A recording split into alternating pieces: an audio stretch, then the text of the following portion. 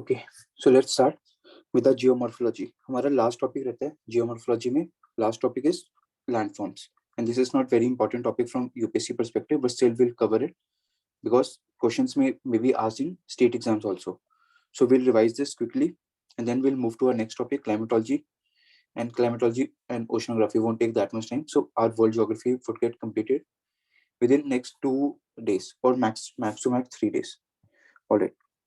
So first, let's revise what we did in the last class.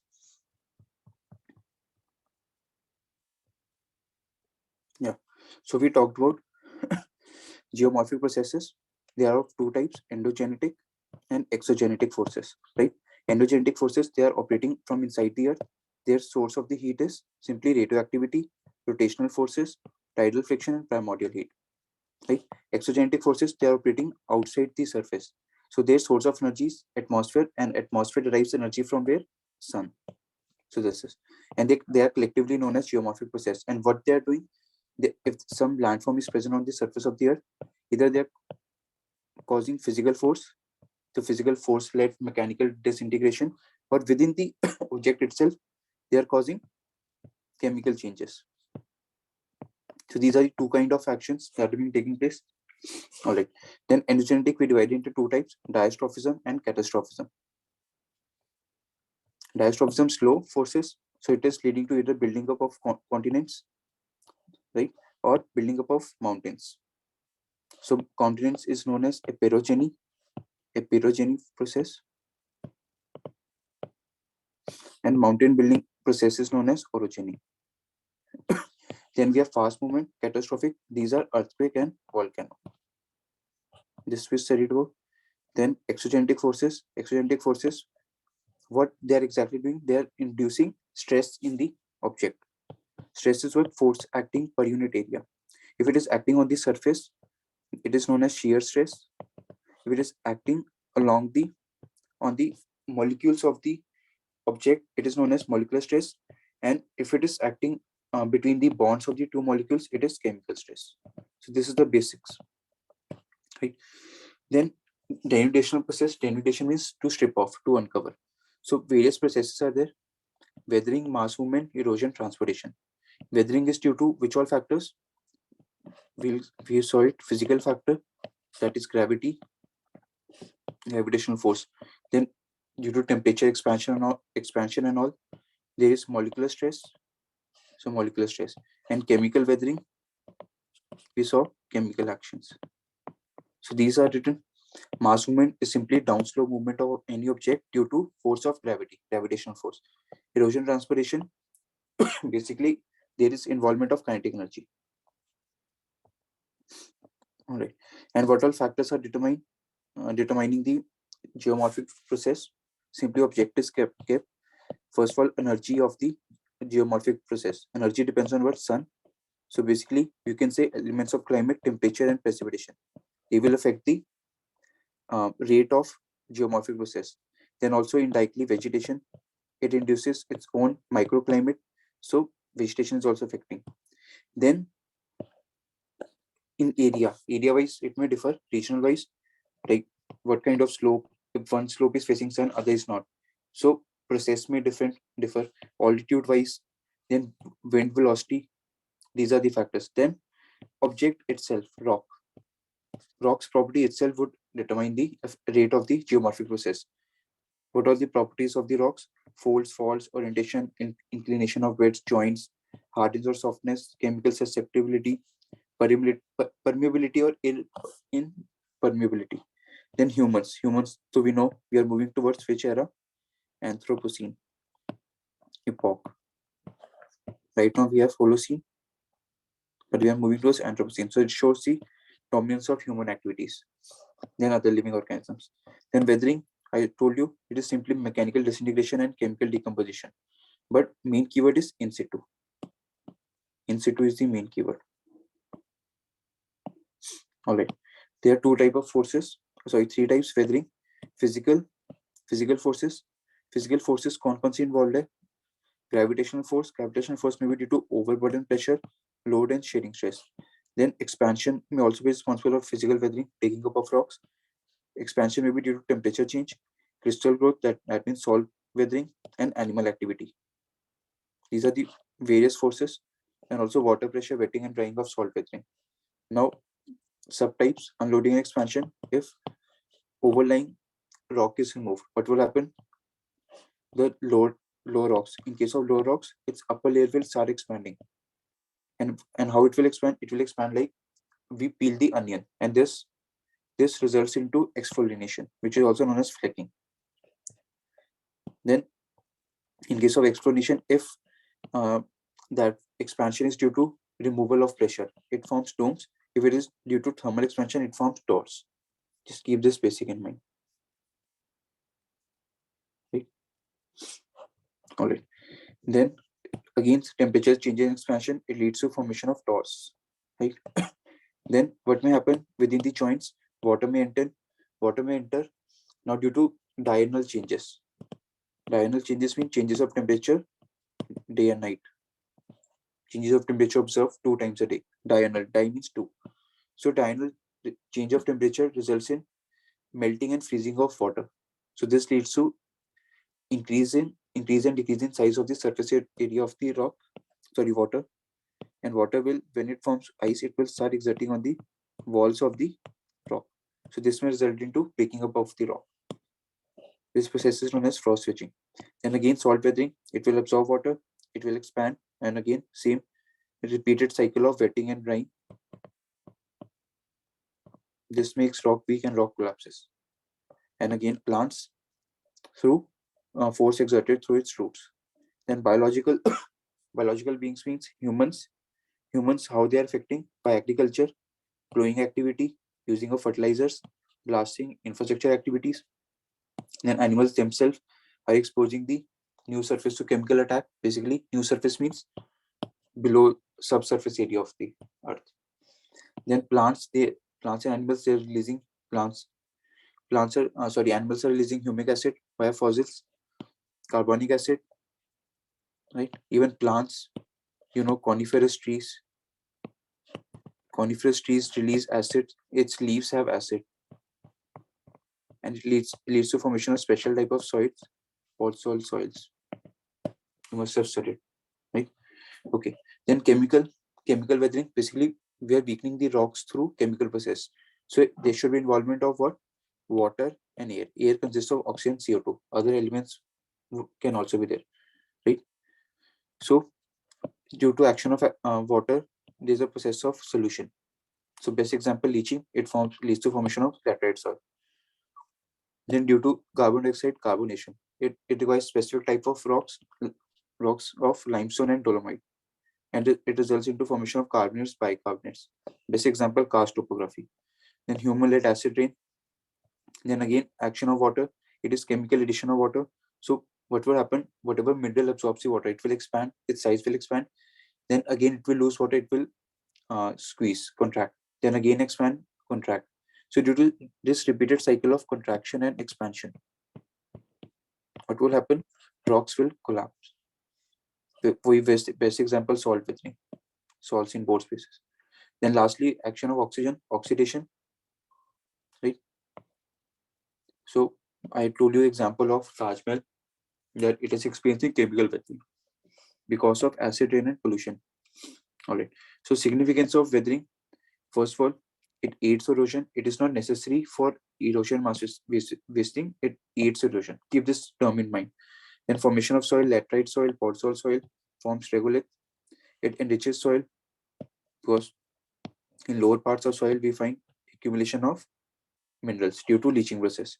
Then also it may lead to enrichment of minerals in ores. So it may become economic viable for extraction of minerals from ores. Then it weakens the rocks, which is essential for mining and quarrying processes. Formation of soil, it leads to formation of forest, biomes, biodiversity. Then tourism can also be exploited. So like in Yugoslavia, Meghalaya region. All right. Then we have mass movement. Mass movement is simply downslope movement of rocks under the influence of gravity. Here keyword is gravity. No involvement of any geomorphic agent. All right. So what are factors aiding it? See, first of all, on the slope, medial of the slope should be unconsolidated. Right? There should be faults, gaps should be there, breaks. then thin bed of rocks, then more effectively gravity can act. Precipitation can act as a lubricant. Water will act as a lubricant. No vegetation, so there won't be any barrier to stop the downward movement of rocks. Then steep slope, human activities, disaster. Keep this basics in mind. All right. So types of mass movement. First, slope. Here slope is what? Not steep, rather gentle slope. And this slow, imperceptible movement. Best example is tilting of poles. Solifluction, it occurs in moist temperate areas. There is presence of water. So what is happening? Upper layer of water is melted. So water saturated with soil, it starts moving down slope. And its movement is very slow. This is solifluction. Then we have rapid movement. Rapid movement is due to movement of earth, large size particles, small size particles, mud, and avalanches. These are the three types: earth flow, mud flow, avalanche. In case of earth flow, what we have? Water saturated. See, in all these cases, what will have? Water saturated. Water will act as a lubricant. There should be steep slope, humid region, right? Just material will get changed. Earth material, mud material. In case of mud flow, we have they move along definite channels. Keep this basic in mind. Avalanche, everything is same, just air act as a lubricant. And of course, lack of vegetation in all. Landslides, it is rapid movement and perceptible. That means we can observe through eyes also, right? So it has four types. Slump is downward movement, but with backward rotation. Slide is downward movement, but no rotation, right? And depending on type of material, debris or rock, debris slide, rock slide. Rock fall is simply, it is falling without being in contact with the slope. It is free fall. Right. Then landslides in Himalayas and Western Ghats, we divided into two types. Basically, this is a favorite area of UPSC. So in Himalayas, factors are what? Tectonically active, unconsolidated rocks, because recently they have been made, they're young mountains, steep slopes. ये main region है. Earthquake भी region है. Landslide western Ghat क्यों है? एक तो stable है, वहां पे कंसोलिडेटेड मटेरियल है, but still it is experiencing landslide. Why? Because of steeper slope. This is how Western Ghats slope. Western slope is steep, Eastern slope is gentle, right? So it has escarpments. Then it is experiencing mechanical weathering. Why? Because of temperature change. It lies in the tropical areas. So there is repeated contraction expansion due to temperature changes. Heavy rainfall, we know, over short period of time during monsoon period. Also, it experiences cyclones. So this is a specific factor behind landslide in Western Ghats. All right. Then last type we have erosion and deposition. We know which force is responsible: kinetic energy. All right. So now what is happening in case of erosion deposition? See, there is some agent present. What agent will do? It will pick up an object, it will pick it up and transport to some new location. So erosion and deposition go hand in hand. So at erosion, the place where erosion is taking place, we call it as degradation. And place where deposition is taking place, we call this process as aggradation. Degrade. So degrade and aggregate. All right. And which all are the agents of erosion? We classify them on the basis of various factors, like agents controlled by climatic conditions. Wind, running water, glaciers. We know when temperature is low, water forms glaciers. When temperature is high, water will convert into gas, so it will convert into wind. And when temperature is normal, running water. Then waves, this is another agent. It is controlled by which factor? Location and interface of lithosphere and hydrosphere, because they are present at beaches only. And beaches lie at the interface of land and water. Then groundwater, it is controlled by lithosphere, basically type of rocks. If water soluble rocks like limestone, dolomite are present, only then groundwater would be effective, otherwise it won't be effective. And it leads to formation of karst topography. Right? Then we have deposition. Deposition is consequence of erosion. Right? Why deposition is taking place? See, kinetic energy, agent is there, it will pick up the object, it will move. Till the time it has kinetic energy, that means it has energy to carry this load and move ahead. Till the time it won't lead to deposition, but moment it loses its energy is lost, what will happen? It will start depositing the heavier material. So initially coarser material will deposit, then finer size material, and agent will move ahead. Suppose water is carrying any rock, so water will initially deposit heavier rocks, then smaller size rocks, then still it will if still it has no energy to carry forward. It will deposit all the materials, all the sediments it is carrying, and then water will move ahead, but all the sediments would be left behind. This is deposition process. Right. So first coarser sediments are deposited, then finer. Right. Then in the last class we studied about erosion and deposition landforms of river. So we divided into two types. Erosional and depositional landforms. Various landforms would be formed. We just need to do the basics, nothing else. So if you look at the rivers, so rivers we know initiate from the mountain region. Now mountains have steep slopes, so obviously it will be providing more kinetic energy because gravity would be pulling, so any object would be able to move downslope. So when it has high kinetic energy, so what would happen? That water, if it is moving downslope, it would be able to carry heavier rocks. Since it is able to carry heavier rocks, now what will it will do? Heavier rocks, huge amount of water is present, so it will start eroding its base itself. So when it erodes its base, it leads to formation of, it looks like this. Because it is eroding its base, it may look like it. If this is mountain slope, right? Now it will start eroding its base because it is carrying heavier rocks, it has high kinetic energy. So in future, how it will look?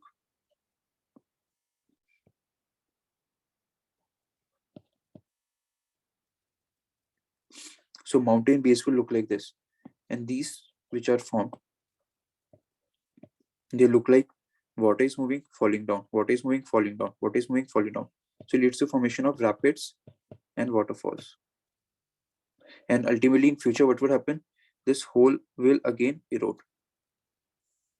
So this is known as headwater erosion or vertical erosion. Because ultimately this whole area will again erode and height of the slope will decrease, and ultimately only this much is left. Sorry. Only this portion would be left. Upper portion, yellow portion would be eroded. And it is moving towards what? It is moving towards the source of the region. From where? So that's why it is known as headwater erosion and vertical erosion. So it leads to formation of what? Rapids, waterfalls. Right? Always keep this in mind. All right. Then we have, this is the youth stage. But as it enters,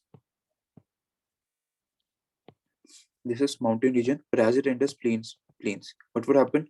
Now plains have gentle slope, mountains have steep slope. So mountains have more kinetic energy as compared to plains. So what would happen? Kinetic energy of water will decrease as it enters plains. So it won't be having the capacity to carry the heavier rocks or heavier sediments. So what would happen? At the foothills, it will start depositing heavier rocks and some finer deposits. And very light, very fine sized sediments, it would be carried forward by the water. So this leads to formation of new kind of landform at the foothills, which is known as alluvial cones. So this is one type of depositional landform, right? Then along the plains itself, what will happen? Floods will take place. So due to flood, it will lead to formation of first ridges. That is ridges are like mountain shape. Deposition will take place, levees, and further ahead, as we'll move ahead, it will lead to formation of floodplains. And it will erode its floodplain if water level increases. What would happen? Water will enter floodplains and it will erode its floodplain because these are unconsolidated materials, and it will lead to formation of meanders. And meanders involve, on the one edge, it involves erosion activity. On another edge, it involves deposition activity. And these are what bends in the longitudinal profile of the river.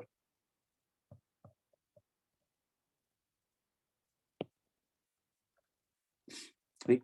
This is about mature stage, and when it is about to reach the ocean surface, which we call it as mouth of the river. So at that point, its gradient further decreases. It's almost 0-degree gradient, slope gradient. So what would happen? Whatever sediments the river is carrying, it will again deposit. So at the mouth of the river, it will form what? Deltas. Keep this in mind. So these are the basic landforms which you need to keep in mind regarding this. All right. Any doubt to anyone?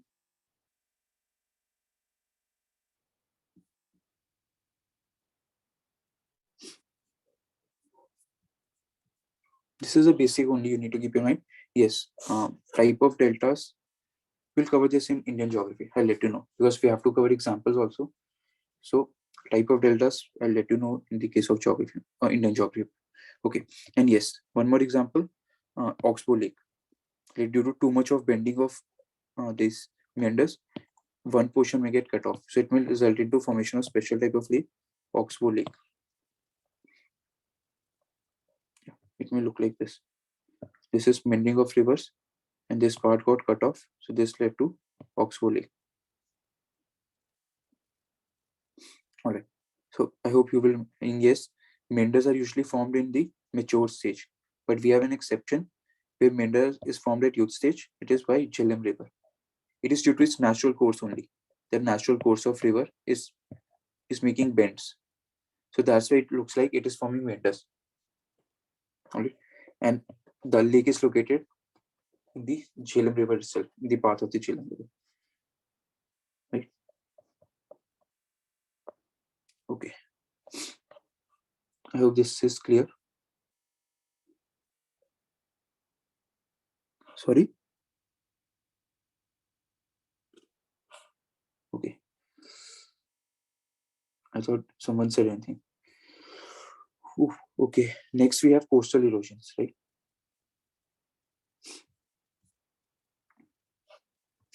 I hope these diagrams are sufficient enough to explain. You don't need to remember much. You just need to look at the diagram, understand, and that's it. It is enough. All right. Now see, suppose this is a particular landform, right?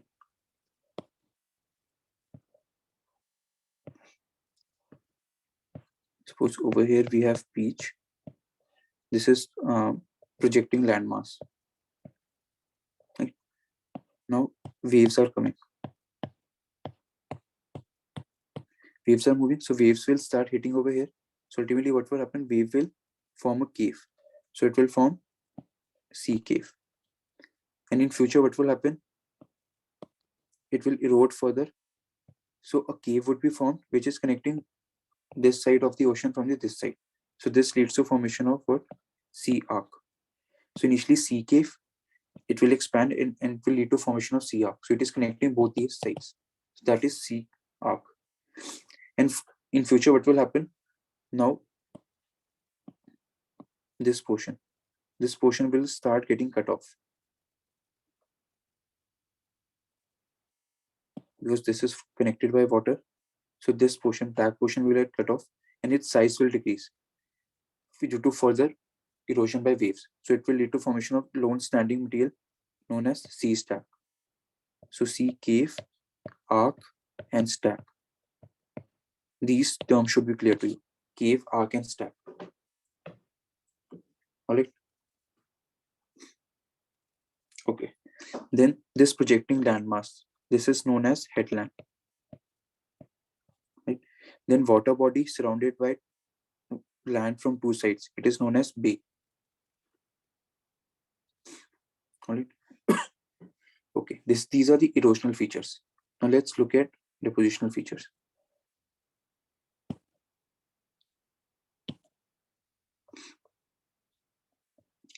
See, sometimes what may happen, we know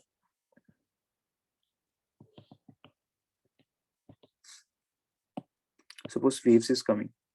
We know at what depth of water is less than wavelength by 2 of wave.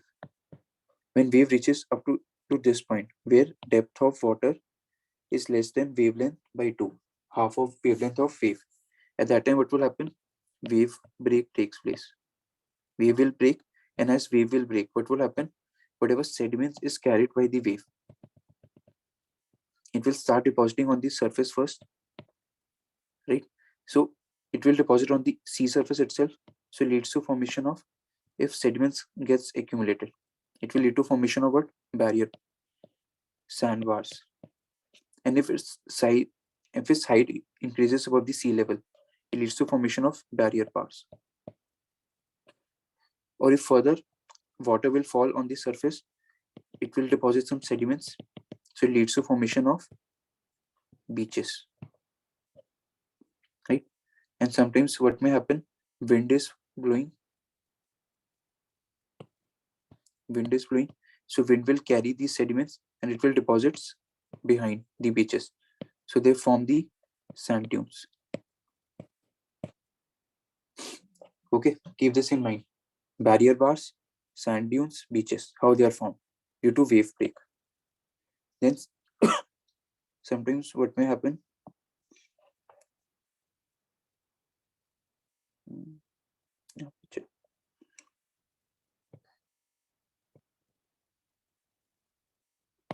this is land, right? So sometimes sediments are deposited from,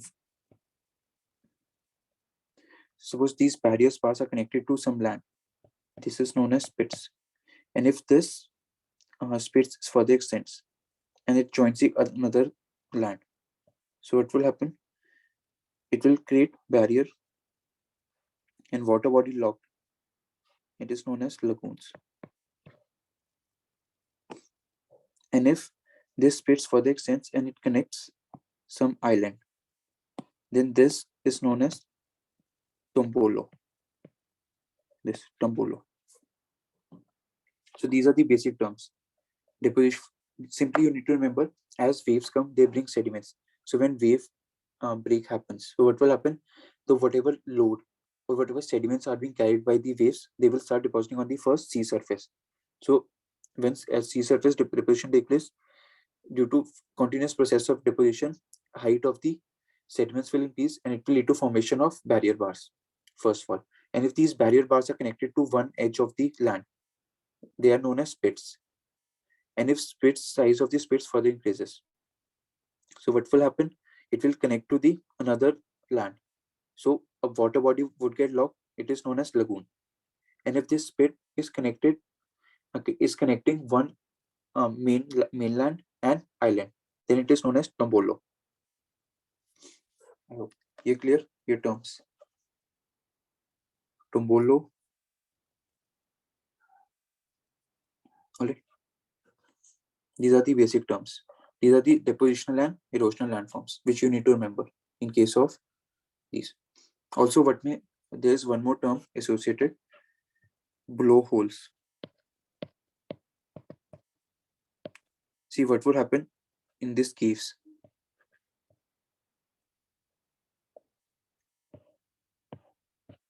In caves which is formed, water is moving.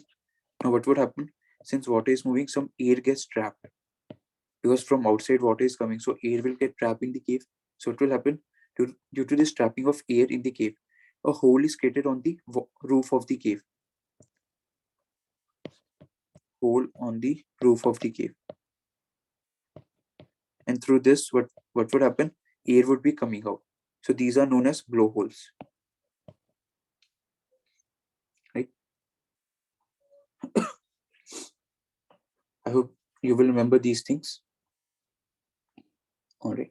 So this is the basic landforms of the coastal erosion. Only this much UPSC would ask.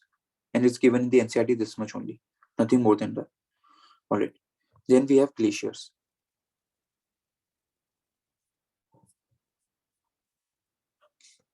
Glacial landforms. This is the one diagram which is sufficient enough.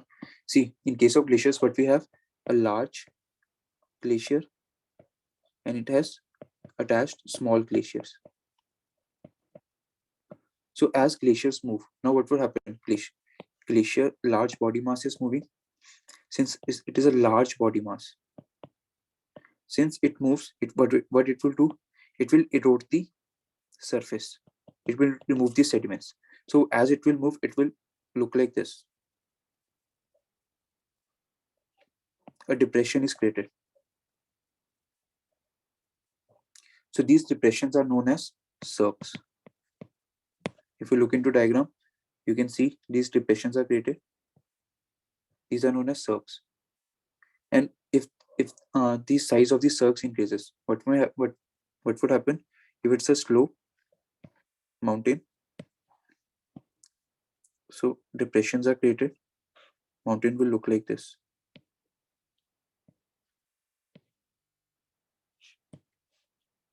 These are depressions, and edge of the slope which is separating these cirques is known as arete.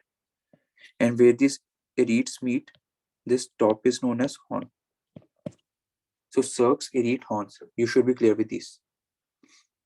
Right? You may look in the diagram. See, this is a mountain slope. You can see here depression is created, which is known as cirques, and these edges, which is separating two cirques, it is known as arete. And the point where all the aretes meet, it is known as horn. And in case water fills up this depression, it forms Tarn Lake. Tarn Lake or Cirque Lake. Simple.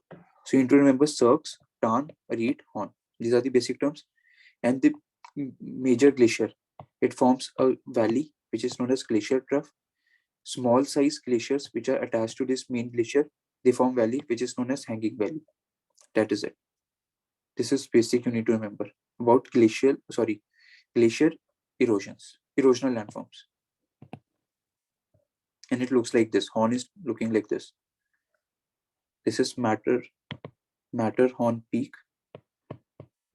It is in Switzerland.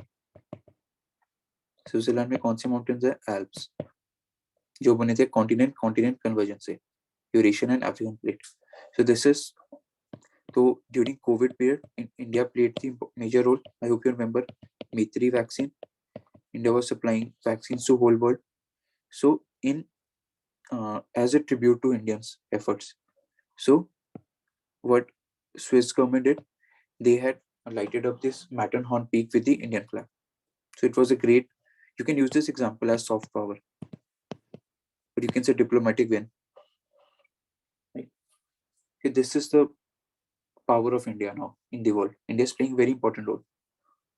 All right. So I hope you clear erosional landforms, cirques, Tarn, horn, arete, hanging valley, glacial troughs. That is it. Nothing else you need to know about. Rest of the terms, paternoster lakes and all, no, we don't need to. Right? Here you can have a better idea. All right. Then there are depositional landforms. Now what would happen as the glacier is moving? It will move. Sometimes it will enter into warm zone area. So when warm zone areas, it will enter. Glacier will start melting. So now, how deposition take place? If glaciers is coming, suppose this is glacier is coming, it is carrying sediments. So it will deposit sediments along its edges. And when two glaciers, glacier 1 and glacier 2, they are coming, so they will deposit sediments at center also. So they are deposition of sediments, which is known as moraines. Right?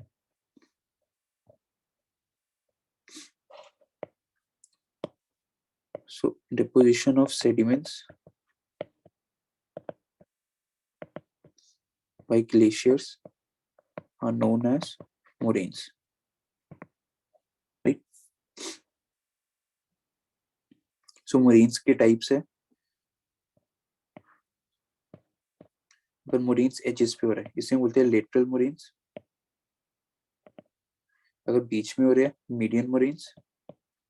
और अगर terminal and पे हो रहे हैं, इसे बोलते हैं terminal moraines. So here you can look at, these are the lateral moraines, median moraines center पे है, और यहाँ पे edges पे जो ये देखो इस डायग्राम में यहाँ पे डिपॉजिट हो रहे हैं, ये देखो lateral moraine, medial moraine and edges पे जो डिपॉजिट हो रहे हैं, they are known as terminal moraines. Right? So these are the moraines. First of all, I hope you will remember these moraines. Further,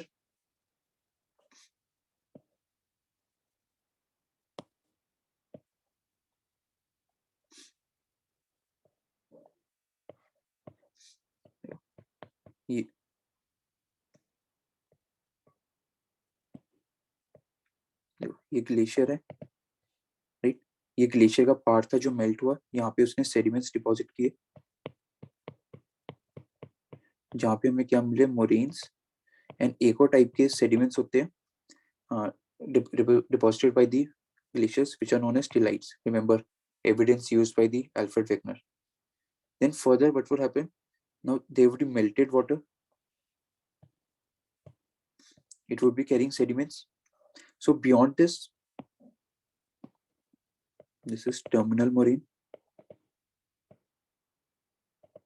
So beyond the terminal moraines, water will move, water will carry sediments, it will start depositing. So it will create various structures. So first of all, this sediments, this plain, this area where sediments are deposited, this is known as outwash plains.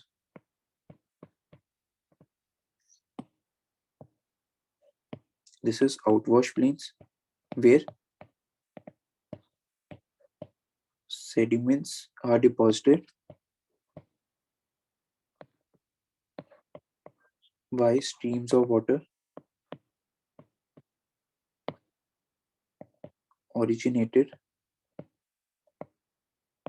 due to melting of glaciers. And this is Stellites plain. We call it as Stellites plain.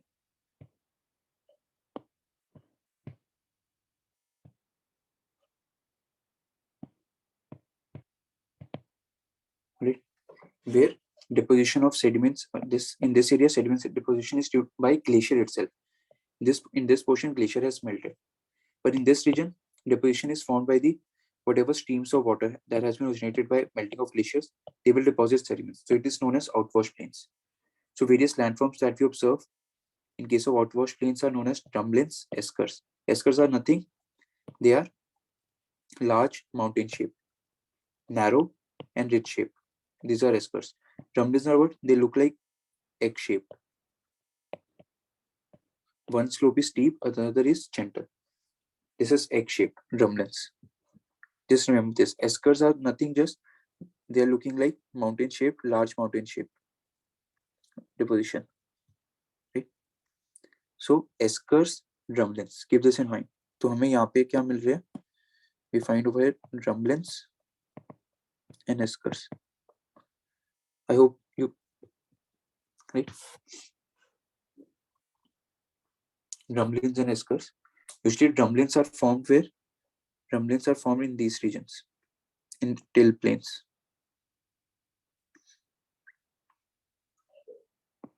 Over here, drumlins are formed. Eskers are formed in outwash plains. Right? And if in these regions some depressions are formed, water will fill those depressions. So they are known as kettle holes. Suppose depression is formed and water fills up. So these are known as kettle holes.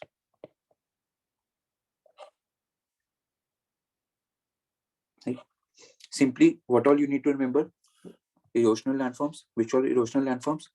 First of all, cirque is formed. These are what? Nothing. Depressions formed on the slope of the mountains. Now, since cirque will expand, so an edge would be separating two cirques, which is known as erid. Where multiple erids are formed, they join to form horn.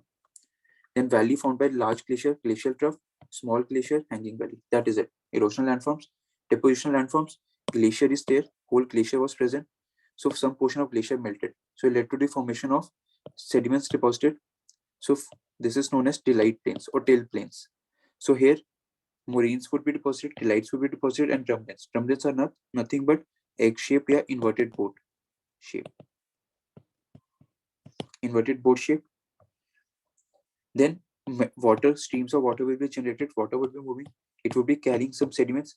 So landform formed by this melted water is known as outwash plains. So what they are forming, eskers, these are nothing but ridge shape, mountain shape. And kettle holes, some depressions would be there, water will fill up, so they are formed kettle holes. That is it. Right? All right. This is you need to remember. Then last we have, second last, landforms formed by the wind. So we call them as Aeolian landforms. Aeolian landforms. Right?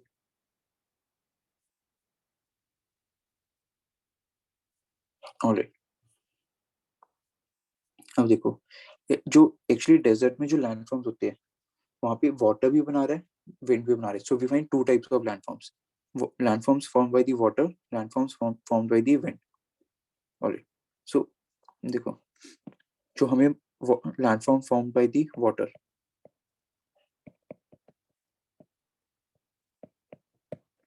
देखो mountains है. So what is happening? Water will happen.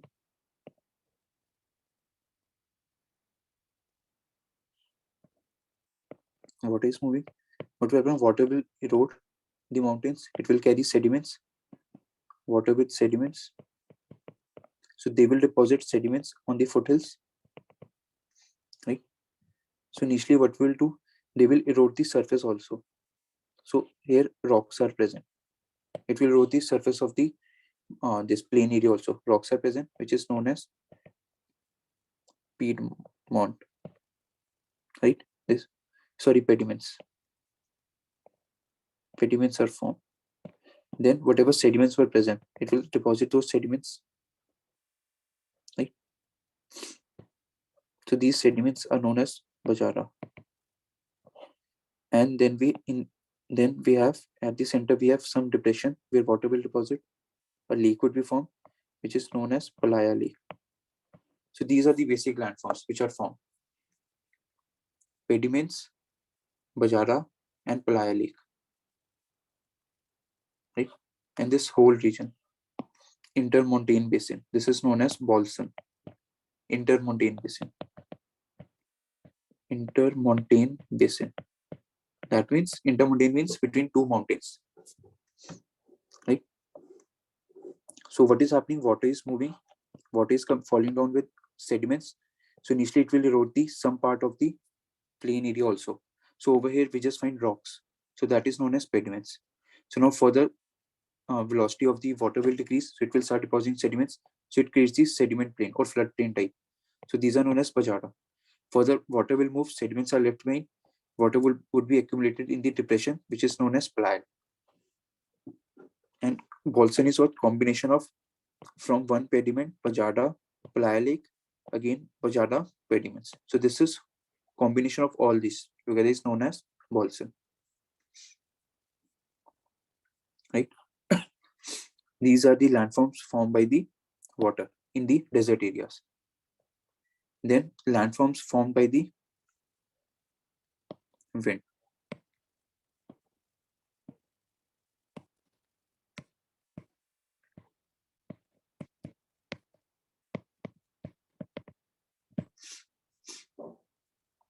Right.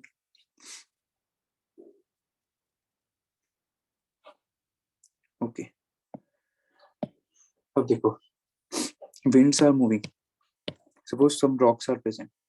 What would happen? Rocks will erode them. Sorry, winds will erode them.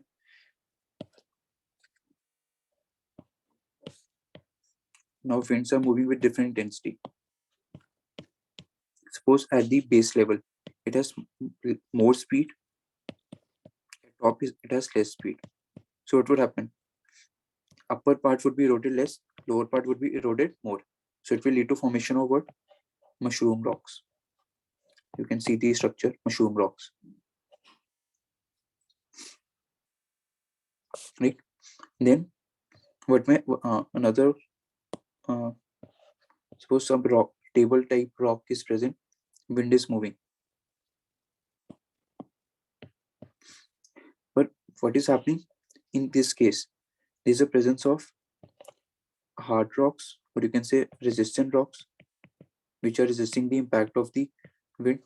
Then soft rocks, then again hard rocks. So what will happen? Hard rocks would be eroded, won't be eroded. Soft rocks would be eroded. So this will start eroding. So it will lead to formation of what? Zeugen. You can see hard rock is still intact, but soft rock, this part, whitish part, it's getting eroded.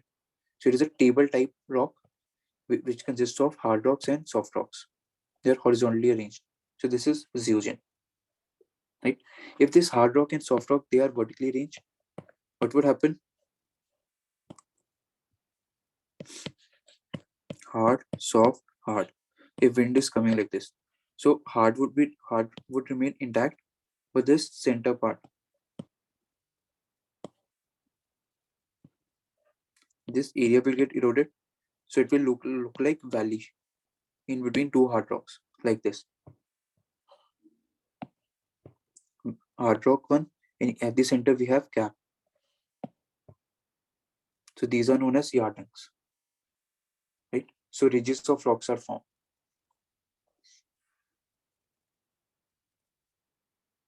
Right? And again, this eugen, it will further erode and it will lead to formation of pillar type. These are known as demosills. So it consists of hard rock, soft rock, hard rock, soft rock. So soft rock will get eroded and it looks like this, demosills. Simply what you need to remember, mushroom rocks, these are formed due to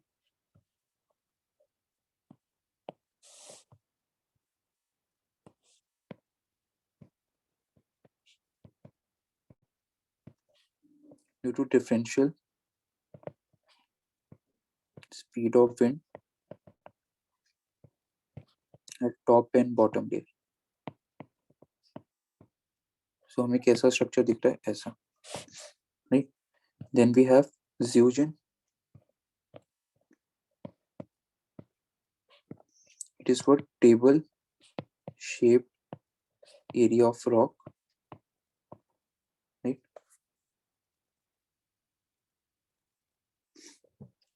In this, what is happening? Hard rocks, hard resistant rocks erode at slower pace than soft rocks. So it's looking like this.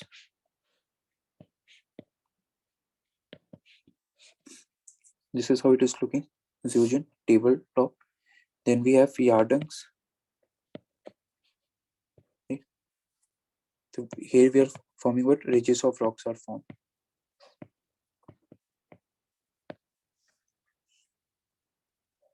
So what we have, hard rock, soft rock, hard rock.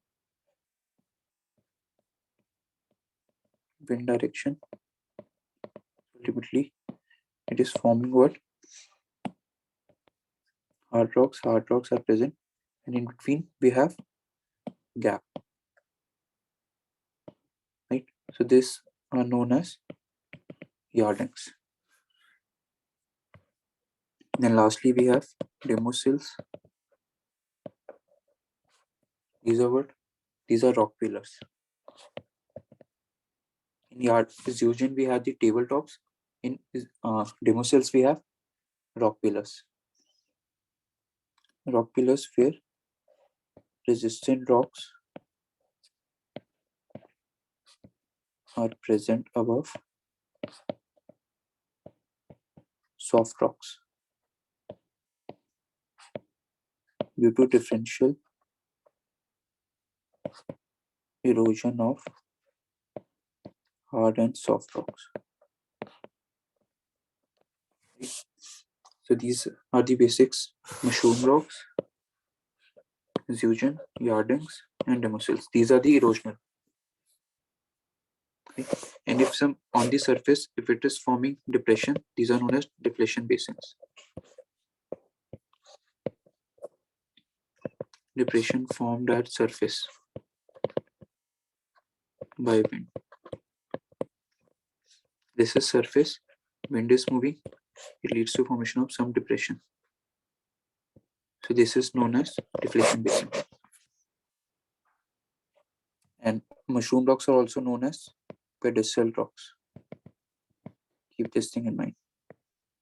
Although UPSC won't ask, but still. Right? And also one more structure that is found in heterogeneous Inselbergs. These are what? Nothing but isolated hills. In deserts, you will find some isolated hills. These are known as Inselbergs. Right? So these are the landforms.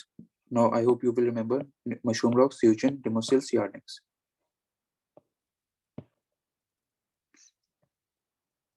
All right. Lastly, we have depositional landforms, which are formed by the winds. So winds are carrying sediments, and when the speed of the wind decreases, what will happen? It will start depositing sediments. So when it deposits sediments, it forms the sand dunes. So now we have different kind of sand dunes. Let's have a look at them, their shape.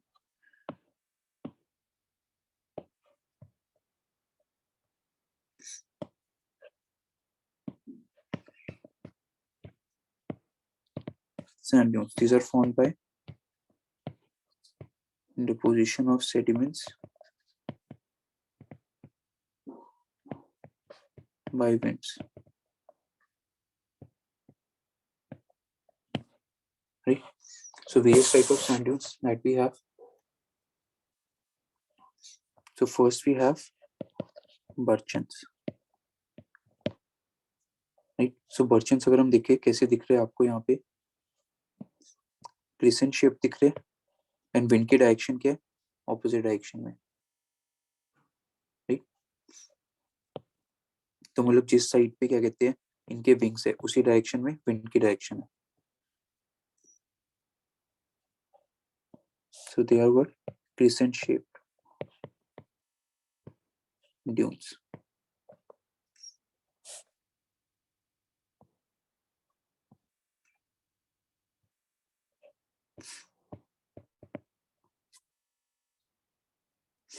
So what we have, जो windward side है,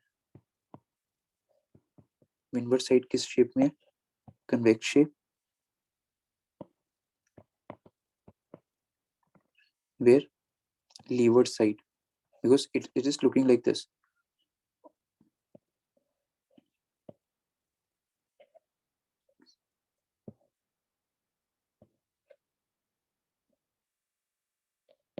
This is how they are looking.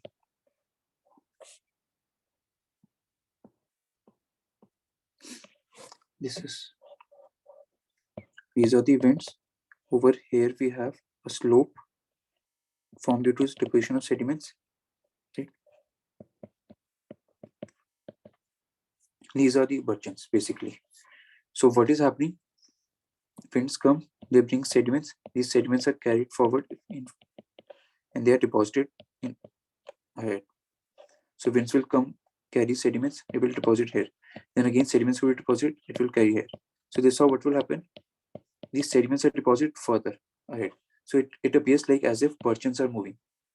Because right now at this position, in future it will look like this over here. Because whatever sediments were over here, they were carried by the winds to further position. All these sediments would be moved ahead. So it appears as if burgeons are or sand dunes are moving ahead. And this is how it happens. Sand dunes are dynamic features. Because winds will come and they will uplift these sediments and they will carry it forward. So whole sand dunes move ahead. So what we have, this windward side is convex shape and leeward side is concave shape.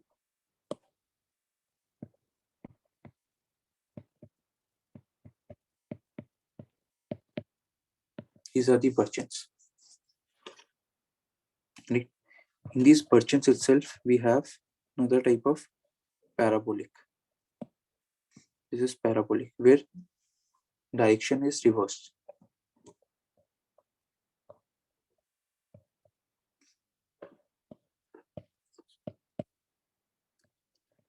Parabolic dunes, right? So these are what U-shaped. They appear like this.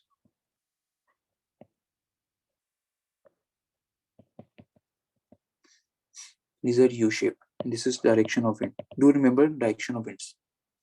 All right. And these parabolic dunes are long and narrow. First of all, keep this in mind. And why they are reversed? Because of presence of some vegetation. Some vegetation is present over here. So that's why what is happening? Sediments get deposited around this vegetation itself. So that's why these are formed. All right, these are parabolic dunes. Then we have seef. Seef is formed due to changing direction of wind. That direction of wind is not constant. What is happening? It's like burgeons only. If you can look at, these are like burgeons only, but it has only one wing, not both the wings. It is due to changing direction of wind, so only one wing is developed, not both the wings.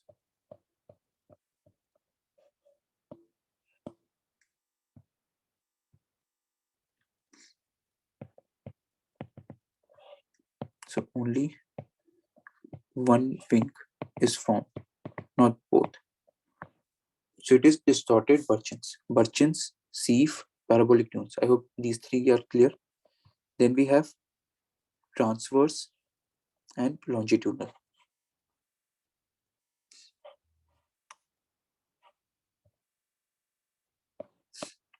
Transverse means, as the name suggests, simply जो dunes deposit हो रहे हैं, they are perpendicular to the direction of the winds, simply. So dunes deposited perpendicular to direction of wind. Dunes are in which direction? Like this, dunes, and wind is moving in horizontal direction. So they're perpendicular to the direction of winds. These are transverse dunes. Last we have longitudinal dunes. So dunes are deposited to the direction of the winds. These are dunes, and this is direction of winds. So basically, they are formed parallel to wind direction. Right? So I hope now dunes are clear. First of all, we have parabolic shape, parabolic dunes, Burchen shape. Half Burchens are known as sieves. Then, if wind direction is perpendicular to the dunes, it is known as transverse dunes. If wind direction is parallel to the dunes, it is known as longitudinal dunes. That is it. This is the basic you need to remember. And then what else we have? Yeah, one more landform that we have of wind, most important one. Last is loess. These are the large plains formed by deposition of sediments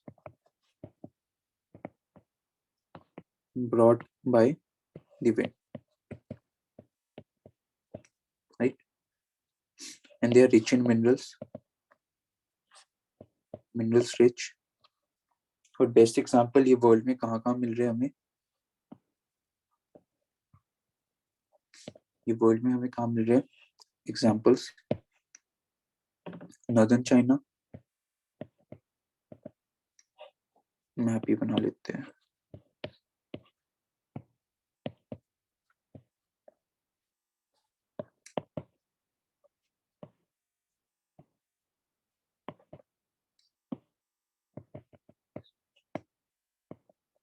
north China, तभी river हमारी एक है yellow river.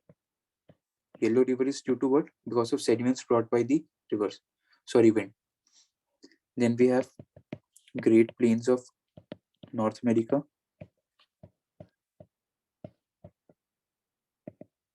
Right. Then even we have Central Europe.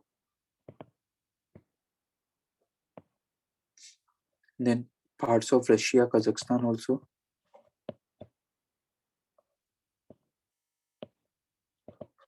Parts of Russia, Kazakhstan. Right. So these are mineral rich. They are fertile soil. So this is extensively being used for the cultivation of rice in China. Right.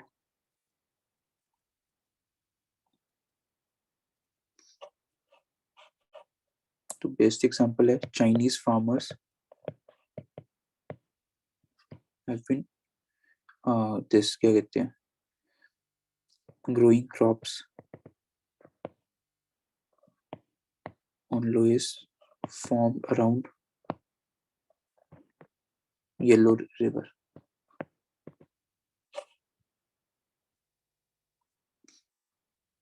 Right. I hope these are clear. All right. These are the basic landforms you need to remember. Then lastly, we have groundwater. So it leads to formation of a karst topography. We call it as karst topography. Karst topography has been borrowed from the region known as Balkan region. I hope you know. You have Balkan region. You over here Italy. Between Italy and Balkan, you have ocean, Adriatic Sea, and Balkan regions. You have various countries like Serbia. Earlier, they were collectively known as Yugoslavia. Now they have Serbia, Croatia, Bosnia Herzegovina. ये सब countries हैं यहाँ पे Europe में. Please do check this out on the map. So these are regions. तो यहाँ पे हमें caves मिलती हैं. तो उन caves को बोलते हैं karst caves. और वो caves कैसे बनी है? Because of action of groundwater. Alright. तो basically क्या क्या form हो रहा है यहाँ पे? First of all, suppose dolomite rocks. यहाँ पे special type of rocks present होने चाहिए. Limestone rocks, dolomite rocks. So what will happen? Action of carbonic acid. That carbonation process जो हमने weathering में दिखा था. So carbonation process हो रहा है. Because of this, what will happen? Limestone, dolomite will dissolve and will lead to formation of carbonate and bicarbonates. So when they get dissolved, it will lead to creation of some depression. Small size are known as swallow holes. If their size increases, they are known as sinkholes. And if they are lying, these sinkholes, they are formed and they lie over the roof of the cave. So what will happen? This part will collapse. It is known as collapsing. So once it collapses, water will start flowing downwards, right? And they also form this. These are known as valleys, which are known as blind valleys.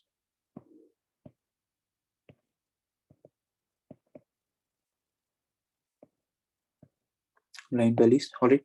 Water will start flowing, and due to carbonic acid, this process, carbonation process, it leads to formation of carbonates. So carbonates are what? Precipitates. They will start depositing. So if they deposit on the surface, right? So these are known as stalagmite. If they deposit on the roof of the cave, they are known as stalactite. And if stalactite and stalagmite, they join, so they will form a pillar. All right. Sinkholes look like this. And if sinkholes join together, they will form a valley, which are known as valley sinks or uvalas. These are the basic features you need to remember. That is it. Swallow holes are formed.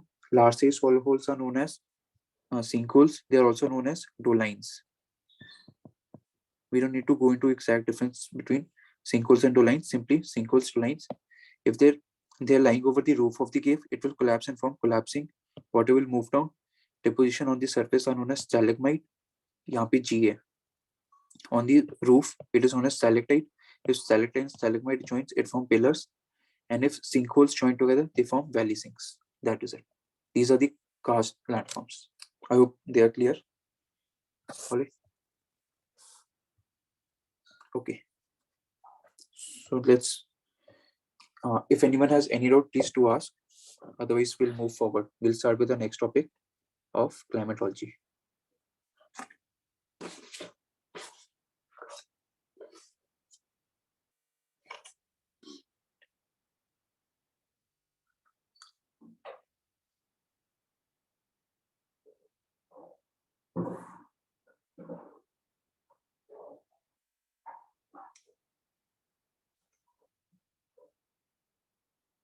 Okay, so it's clear now. Now I hope it seems easy to all of you, right?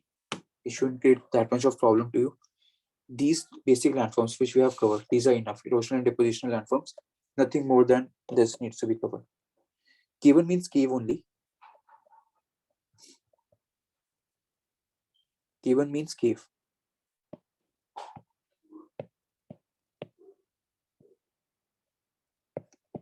It means cave only. We call it as cavern. In short form, we call it as cave. All right. Clear?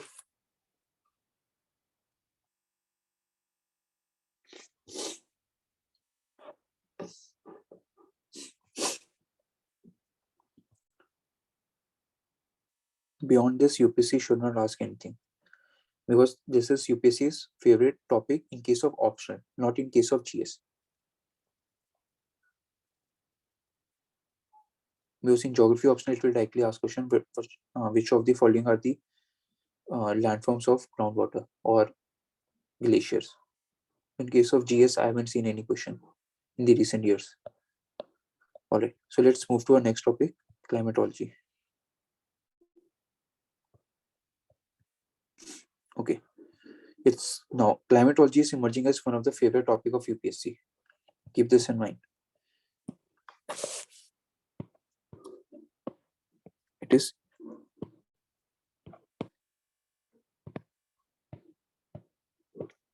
emerging as one of favorite topics of UPSC. You will yourself see in the past years, both pre and mains, question has been asked on climatology. So it is one of the favorite areas now, because a lot of climate change is taking place. So a lot of phenomena are being observed.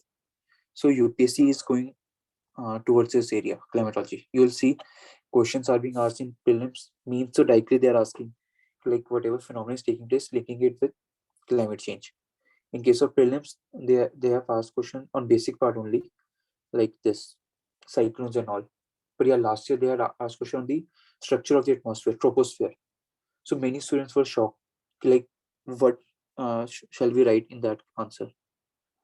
Because troposphere we do study basics, but how to answer? Because it was asking how troposphere is responsible for various weathering phenomena on Earth. So it was very easy question, but still we were not able to answer because we don't cover our basics properly. So do cover basics of this topic very properly, because UPSC is asking question. Last year, they asked very simple questions. What are primary rocks and classify them?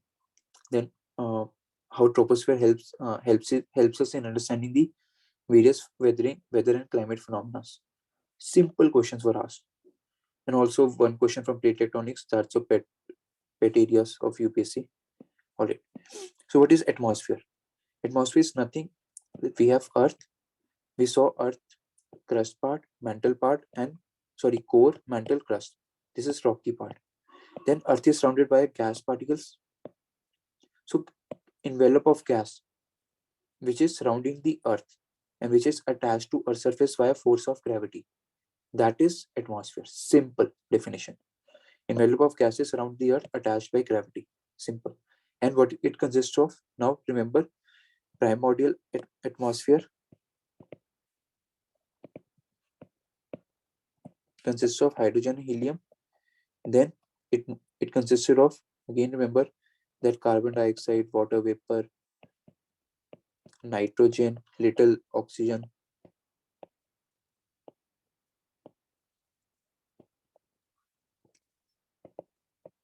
and those nitrogen oxide and all, etc. Then came the present atmosphere. So आज के time पे जो atmosphere है उसमें क्या है? देखो UPSC ऐसे ऑर्डर में भी पूछ सकती है. तो आज के टाइम पे एटमॉस्फेयर में क्या है? We have presence of various gases, water vapor, dust particles. Composition of atmosphere नहीं है.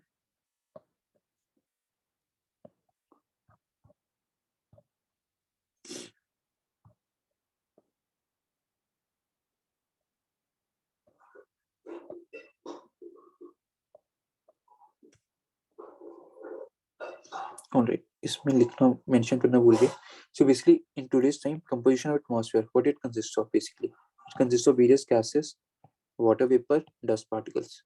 So now dust particles are also present. That's a new addition, right? Like we'd use a term also for in case of dust particles, we also use terms aerosols. Aerosols consist of both liquid and solid particles, small size. All right. So if we look at oxygen is not present beyond 120 kilometer height. So it is present up to height of 120 kilometer only. Carbon dioxide is present up to 90 kilometer height only. And carbon dioxide is meteorologically important. Why? Because it is one of the important greenhouse gas responsible for global warming, and amount of carbon dioxide is increasing. we know we are doing a lot of burning of fossil fuels, petrols and all. So it is releasing what? Carbon dioxide. So its amount is increasing and it is a worry for us, concern for us. Then we have ozone. Ozone is present where? On Earth's atmosphere. It has one layer, stratosphere. We'll see it right now also, stratosphere. So in that, it has a one layer, ozone layer. And its importance is that it absorbs UV radiation and also infrared radiations. So it protects the earth from the harmful UV rays. Then water are present. Water is present up to 90-kilometer height.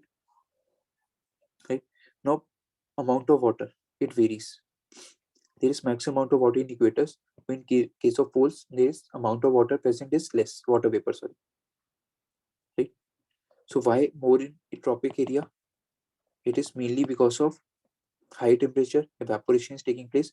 So more water is getting evaporated. So presence of water vapor. In case of polar regions, we have cold temperature, so less evaporation. So obviously we'll have less water vapor.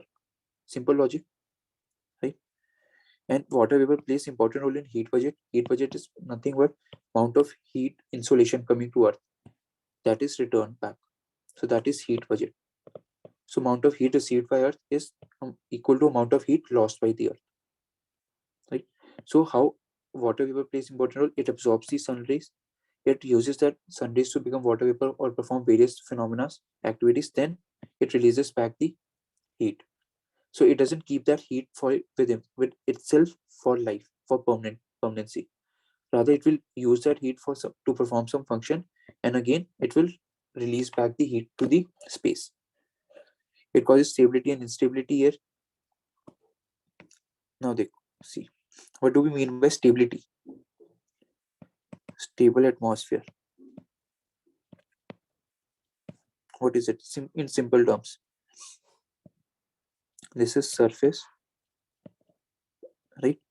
If there is a presence of warm and moisture, what will happen? This warm and moisture will rise, it will condense, and it will cause rainfall. यही होगा. So that means इसने क्या कर दिया? Within the atmosphere there is movement of winds. तो ये क्या हो गया? In unstable condition. But if there is presence of less moisture, right? Moisture near dry air है and also cold air है. So what will happen? It will lead to formation of stable air. There won't be any movement of wind. But if there is a movement of wind, it is causing instable condition. And you also know cyclones. Cyclones को energy कहाँ से मिल रही है? Through condensation process. Condensation कैसे हो रहा है?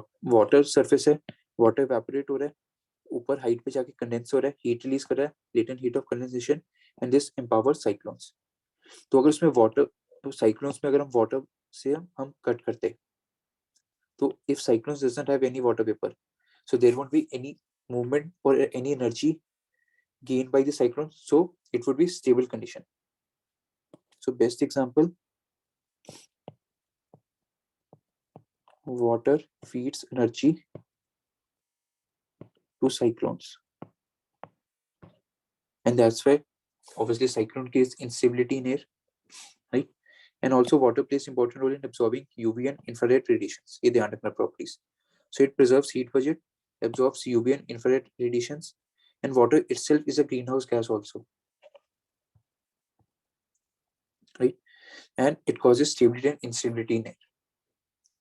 If water is present, what will happen? It will feed energy to cyclones and it will cause instability. Then dust particles. Do remember what are the sources of dust particles? Sea salts, fine soil, smoke soot, ash, pollen, dust and particles of meteors which are entering the earth. These are dust particles present in the atmosphere, right? And where they're found the lower layers of atmosphere because they would be having some weight. So obviously they would be attached to the surface of the earth and more gravity force. So they are found in the lower layers of atmosphere. And they are found maximum in subtropical and temperate regions because of presence of dry winds. Because in equator region, what is happening? Convection current is formed due to warm air, so it will carry whatever sediments or dust particles are present in the air. So it will carry those dust particles along with it to the top of the troposphere or tropopause region. So that's why They are found maximum in subtropical and temperate regions, and also in equator regions we have rainfall, so that will also clear the atmosphere. And these dust particles act as hygroscopic nuclei, because around these dust particles only deposition of water will take place, and this will lead to formation of clouds then rainfall. I hope you will remember this now. Composition of atmosphere. Okay, now structure of atmosphere. These are found based on temperature and pressure. So based on pressure, what we observe?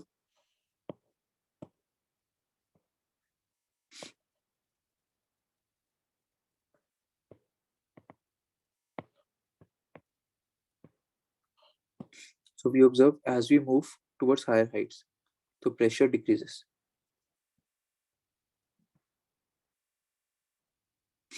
Right?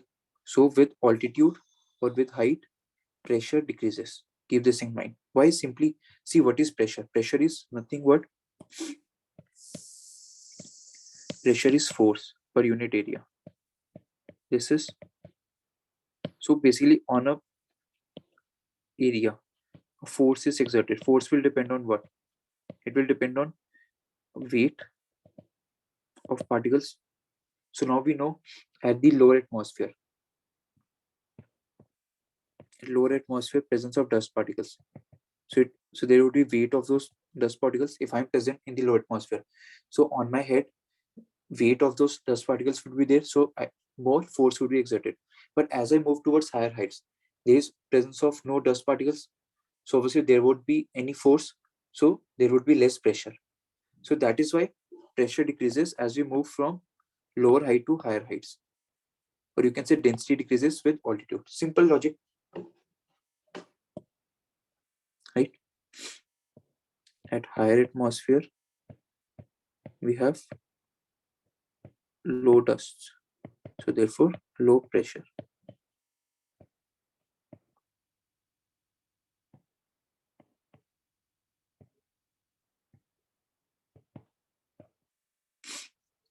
Right? Okay. This is one kind of structure of atmosphere. Then we have based on temperature basis. How temperature varies? What you observe? As we move up to some height, this is average 10. Rather, it is like this. At polar, its average height is around 16, and sorry, at equator, at poles, average height is around 8. So up to this height, we observe this decrease in temperature. But as we move from height between 10 to 50 altitude, temperature again increases, then again decreases, 50 to 80 kilometer height, then again increases. So what we are observing on the basis of temperature, we are observing different layers. First layer we have troposphere where temperature decreases. Then we have second layer stratosphere where temperature increases. Then third layer again temperature decreases. Fourth layer thermosphere where temperature increases. Fifth layer we don't know. It basically beyond 400 kilometer it merges with space. Right? So various phenomena that are taking place in troposphere.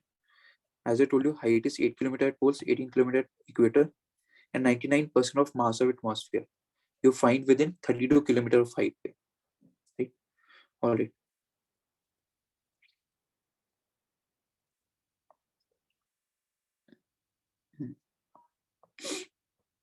Okay. So troposphere में देखो क्या क्या हो रहा है. All weather phenomena are taking place.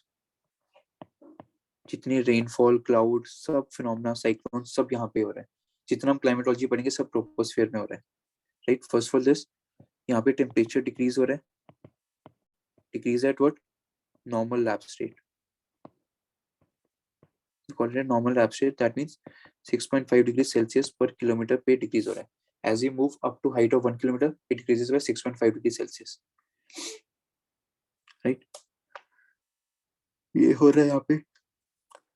बस ये troposphere का जो बेसिकली हमें पता होना चाहिए. टेम्परेचर डिक्लाइन, डेंसिटी मैक्सिमम है. Density of atmosphere is maximum here. Right? Troposphere is known for what? Ozone layer. Stratosphere, sorry. Ozone layer is present. Right? Then flying of aeroplanes, hot air balloons, even weather observatory. यहाँ पे हमें observe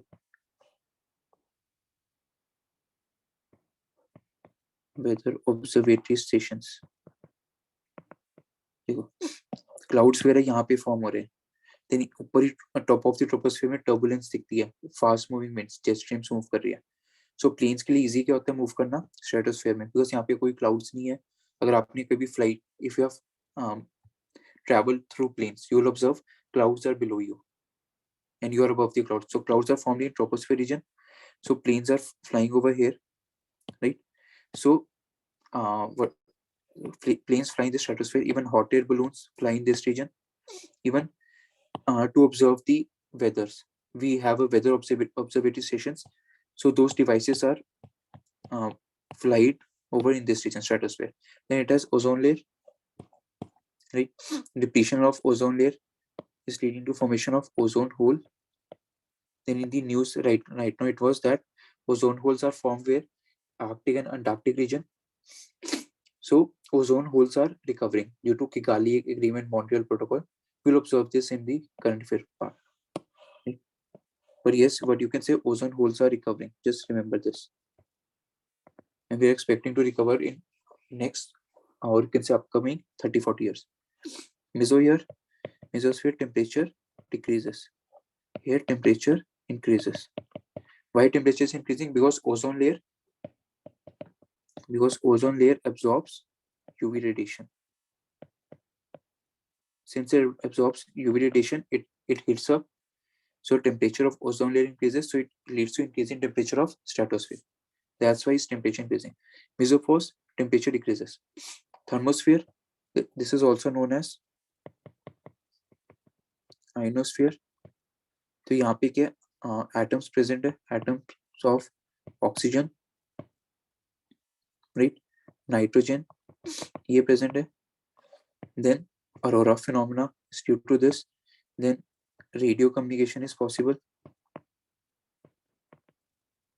because of this region. Just keep this in mind. Exosphere merges with space and it has high temperature. Why? But you can say temperature increases simply due to aurora phenomena. Solar winds are entering. They will interact with the atoms of oxygen and nitrogen and there would be release of photons. So this is structure of atmosphere. All right. So if you look at 99% of mass of atmosphere, 8 km at poles, 18 km equator. Then why it has high height in equator? Because of convection current. Because air at equator being lighter rises, at pole cold air sinks. So that's why we have high height at equators, low at poles. Right. So whatever heating of the atmosphere is taking place, it takes place in this region only. And why we have normal lab state? Why temperature decreases with height? Because there is indirect heating. If this is atmosphere, so heating takes place from below. So lower layers would be more heated than upper layer, then upper layer. So at lower layers we have high temperature as compared to upper layers. So that's why we have temperature decrease, right? And heating is done by not insolation, rather by terrestrial radiations, long wave radiations, right?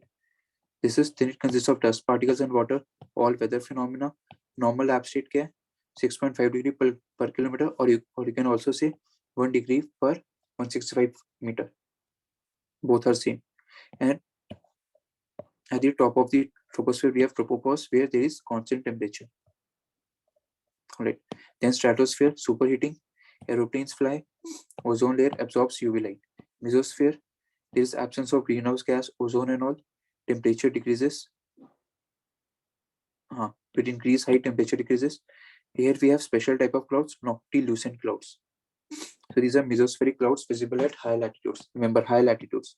That means Arctic and Antarctic region. Noctilucent clouds. लिख लो यहाँ से. Noctilucent clouds at higher latitudes. This is latitude, not altitude. ध्यान रखना. This is latitude, not altitude. And they are formed due to what? Formed due to meteorite dust and some water vapor. Because some water vapor is present and dust is getting, so dust act as a hygroscopic nuclei around which condensation will take place because temperature is already low. Then thermosphere, ionosphere, gases are in ionic state, right? So they trap insolation, rapid heating, aurora phenomena, right? They reflect radio waves and this aurora phenomena. All right. Then exosphere, it is beyond 640 kilometer. Here we have very high temperature, but since even if temperature is high, but still lack of any gaseous presence. So we find rarefied air. Air molecules are like this. They are very far separated. So even if you are present, you are not able to feel any air. So you won't feel any high temperature, low temperature. And this kind of air is also observed. Rarefied air is observed at higher altitude also, like these regions, Ladakh region, Tibetan Plateau and all. So over there also, although there is presence of direct sunlight, but still you're not able to feel anything, any temperature. All because of rarefied air condition. Air molecule से आपके बहुत दूर दूर है. Alright. Clear? Any doubt till now? Structure of atmosphere and composition of atmosphere.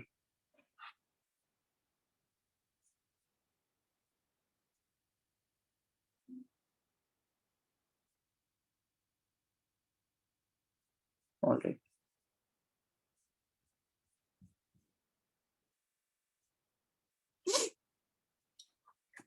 Okay. Now next topic is heat.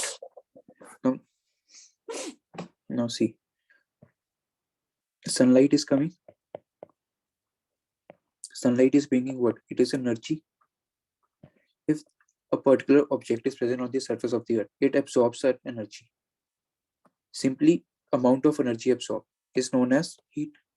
And if we observe how much energy has been absorbed, because of that heat, temperature would, or you can say a body would become cold or hot. So measure of degree of hotness and cold is known as temperature. Simple. You need to have a clear cut clarity about uh, heat and temperature definitions. Heat is amount of energy present. Temperature is that measure of amount of energy, you can say, because that energy will convert into uh, hotness and coldness. So we are measuring the degree of hotness and coldness. That is temperature. All right. So now we have heat. Sunlight is entering Earth. So some sunlight is getting reflected back to the space back itself. So that is known as ratio, albedo. So it is simply what ratio of reflected radiation to the incoming radiations.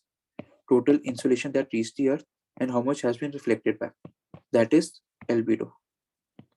So on Earth is albedo rate is 35.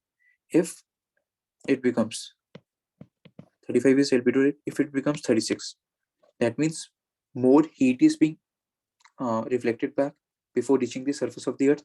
So it will lead to cold. That means glacial global cooling. If it becomes rate becomes 34, that means more less amount of heat is reflected by. So that means more heat is entering the surface of the Earth. So it will lead to global warming. So albedo rate should be 35 only. If it increases or decreases, it will lead to global cooling or warming, respectively. Right? All right. So basically, what is heat budget? So because of albedo rate 35, average temperature of Earth we find is 15 degrees Celsius. So why it is happening? Incoming solar radiations is equal to outgoing radiations. So जितनी heat हमारी body absorb करे उतनी loose करे तो हमारी body का temperature constant रहता है. तो दिस इज ऐसी अर्थ के केस में हो रहा है. जितनी सनरेज अर्थ में आ रही है, हीट लेके आ रही है, उतनी हीट हम लूज कर रहे हैं. सो डे टाइम में हम क्या करते हैं? Day time we absorb heat brought by sunrays. Night time में वी लूज हीट. सो ये क्या हो रहा है? डे एंड नाइट टाइम अगर होंगे, day time 12 hours, night time 12 hours, तो जितना टाइम हमने हीट ऑब्जॉर्ब की उतना टाइम हमने लूज की. सो टेम्परेचर कांस्टेंट रहेगा. But in case day time increases, night time decreases. So what is happening? Therefore, absorbed heat is more than lost So this leads to overall increase in temperature. So this leads to summers. This is what summers are. ऐसे ही explain करते हैं हम day time night time से. And likewise, अगर night time increase हो जाए, day time short हो जाए, so more heat is lost than absorbed. So obviously what will happen? Temperature will decrease and this will lead to winters. Right? Only. So how much insolation is reaching the earth? 1.94 calories per centimeter square per minute. And since sun rays are having more energy, so they have short wave radiations. All right.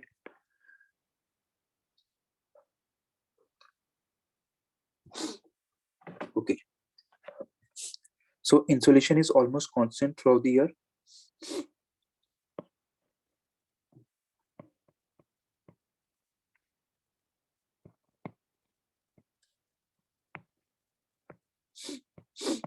Now we know Earth revolves around the sun in the elliptical orbit. It has various positions. When it is nearest to the sun, that is known as perihelion position. When it is farthest from the sun, it is aphelion. Right? And when it is the average distance, मतलब we hardly say. So perihelion position पे कब होता है? 3rd Jan. Aphelion position पे कब होता है? 4th of July. जब US independent हुआ था. So what would happen if it is nearest to the sun? Distance is less, so more heat would be reaching the earth. When it is at farthest position, less heat would be reaching. It creates only 5 to 6% variation only this much of insolation variation, not that much difference. Right? So insolation is almost constant throughout the year except slight variation when it is perihelion position, aphelion position. Right? Okay. So this is heat budget.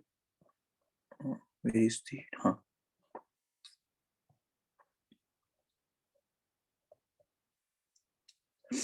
So short wave solar radiations, insolation बोलते हैं इसे.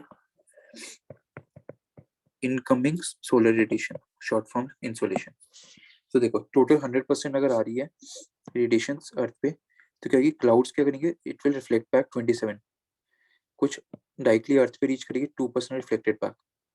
कुछ अर्थ के atmosphere में dust particles होंगे, वो scatter करेंगे 6%. So what is happening? 27 to 6, 35 हो गए. 35% is reflected back as albedo. Now rest 65% reaches the earth. तो उसमें देखो 14% एटमॉस्फेयर में रह जाएगा, बाकी 51% सरफेस पे आ रहा है. 34 absorb by earth, 17 absorb by earth by scattering. हमें फिगर्स नहीं याद करने, हमें सिर्फ याद करना है कि 51% अर्थ पे रीच किया, 35% एल्बिडो रेट, 14 एटमॉस्फेयर रख लिया पास. अब अर्थ के सरफेस पे हीट आई, उसने हीट यूज किया to perform various phenomena. Right? So अभी वेव कौन सी आई थी? Short wave, because they were high energetic. Keep in mind energy, what you can say, frequency of wave is inversely proportional to wavelength. So more the energy of the wave, less would be wavelength. Less the energy of the wave, more would be the wavelength. And energy is proportional to frequency.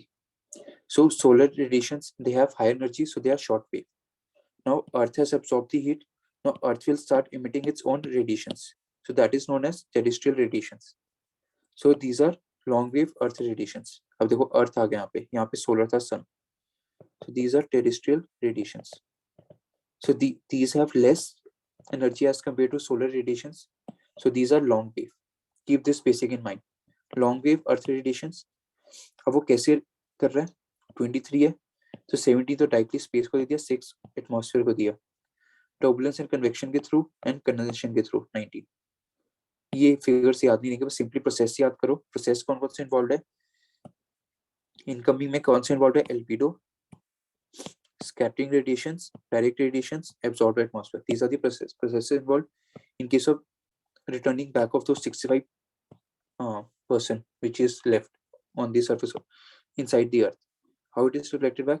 Surface पे 51 थे, तो surface कैसे release कर रहा है? By radiation terrestrial radiations by turbulence and convection and condensation, and बाकी atmosphere से खुद radiate हो जाएगा. So these are the processes involved. ये ध्यान रखना. So this is heat budget. Incoming 100, outgoing 100. So that's why Earth is able to maintain its temperature. All right. Now question rises, how heating of atmosphere takes place? Because we know heat is coming up, atmosphere is not absorbing anything. Atmosphere is just absorbing 14%. Rest of the heat to the atmosphere is provided by the surface, not via solar radiation. So how atmosphere of heating of the atmosphere is taking place? It is done by 4 processes. First of all, conduction.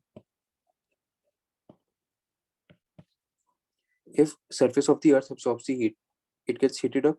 So air that is in contact with the surface, it will heat up.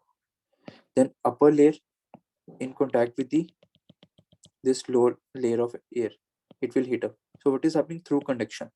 And transfer of heat will take place until both the objects has the same temperature. So there is no as such particle movement. This is conduction process. Convection is what? Where parcel of air. This is land. Parcel of air carries the heat and moves upwards. And when it moves upwards, it will release the heat. So this is convection. Right? So parcel of air is moving. So in case of convection is what? Parcel of air moves. Conduction is what? Where air particles are in touch with each other and transfer of heat takes place. Convection is what? Parcel of air moves upwards, and when it moves upwards, it releases energy. It's not necessary that it has to move upwards only, it can move downwards also. So there is vertical heating through rise of column of air, parcel of air. So there is particle movement involved. In case of conduction, no particle movement. And convection is confined only to troposphere. Then we have radiations, terrestrial radiation. So these radiations carry heat, and these are of long wavelength. So it heats up atmosphere indirectly. Then advection. Convection is what? Vertical movement. Advection is what? Horizontal movement. So horizontal movement of parcel of air, so transfer of heat takes place. Best example, low in the North India during summers. So these are the 4 ways how heating and cooling of atmosphere takes place. So basically it is taking, heating is taking place from the below. So that's why we have in lower layers we have high temperature, upper layers we have lower temperature. So that's why we have temperature decreases as we move from surface to the top of the atmosphere. Heating and cooling of atmosphere. Ye clear? All right. Then next topic comes insolation. Now amount of insolation in incoming solar radiation. Now it will vary across the earth. Why? Because earth is not like this. It's a circle and sun rays are coming. So equal sun rays are reaching the earth. Rather earth's axis is tilted, as we know, right? So due to this tilting of axis, so amount of insolation reaching the surface of the earth at different surface points is different. So what we observe, suppose this is axis, north pole, south pole, where it points towards the north star or pole star, right? North star, pole star. All right. Now see, sun rays is coming, sun is over here, sun rays are released. Now, sun rays are directly falling at 90 degree at Tropic of Cancer, 23.5 degree latitude. So over here, now what is happening? Suppose at one point, sun rays is continuously falling and it is not spreading. It is continuously falling at small point only, small area, surface area. Now one sun rays is falling, it is covering larger areas. So this amount of energy carried by this sun rays, it will be distributed across the whole region. When this whole energy is concentrated at one point only. So more insolation is reaching in this case when angle is more 90 degree as compared to when angle is less, right? So at 90 degree Tropic of Cancer, we have direct sunrise reaching, so we have more insolation. But as we move to other points, angle is decreasing, angle of sun rays is decreasing, so amount of insolation decreases as we move from tropics towards the poles. As we move from tropics towards the pole, amount of insolation decreases because of angle, right? Angle on inclination of sun rays. So areas covered by vertical rays is less than slant rays. So more area covered, then more energy is distributed. So in case of vertical rays, less area is covered, less energy is distributed. So it will have more insolation, right? And also it also depend on rotation of the earth. Right now, this face is facing the sun. After some time, this side would be facing the sun. So it depends on the rotation of the earth also, right? And then length of day. Length of day means for how much duration. Duration of sunlight. So we know this part of the sun, it is rotating. So this part of the sun will experience sun rays for how much time? It will start rotating for 12 hours, right? Then if you observe at this, let's draw it properly.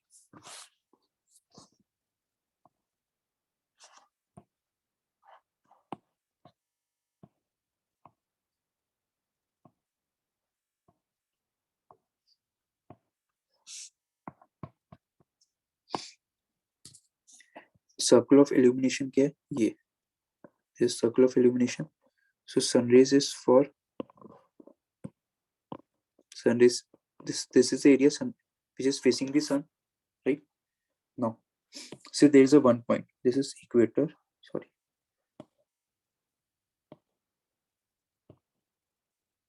This is equator. ये pole. This is 66. Now see, a point on the equator. It is moving from this point. Then it is moving from this point to this point. It takes how much? 12 hours. And 12 hours behind. So it has 12 hours day, 12 hours night time. Now point over the 66.5 degree latitude. अगर हम देखें, so this point is moving. It is moving. Now see this whole circle. If you look at the area of the circle, maximum area is in which region? Illuminated region, sun region. Rest in the night time. So it is spending more time in the daytime.